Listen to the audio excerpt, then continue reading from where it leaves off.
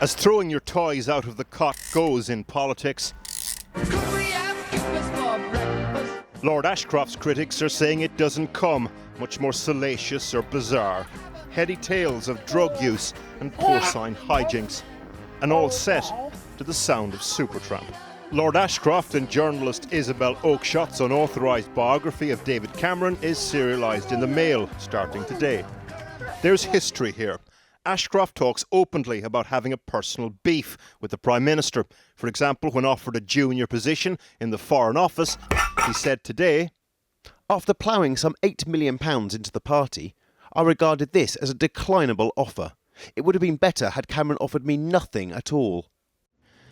Ashcroft insists, though, this is not about settling scores. Today's instalment, mainly using anonymous sources, paints a picture of a young man who liked clubs. The Fam Club, for example, who sat around getting stoned, listening to Supertramp. Then there was the Hedonist Fancy Dress Club, where it's claimed a bizarre incident occurred involving a young Cameron and a pig's head.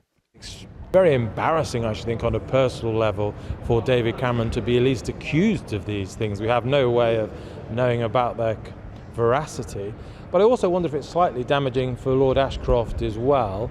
I wonder whether he just is in danger of looking a little bit small for making these sorts of charges against the Prime Minister.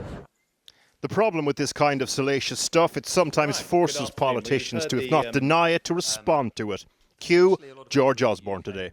Do you think the Prime Minister has been damaged by these allegations? Well, I haven't seen that book.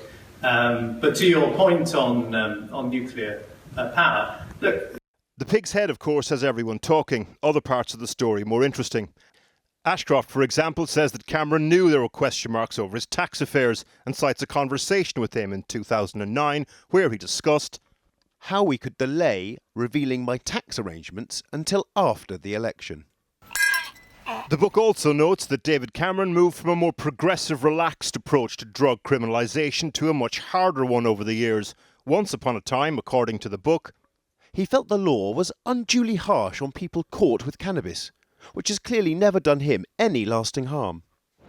Downing Street today said they're not intending to dignify the book by offering comment. That hasn't stopped others.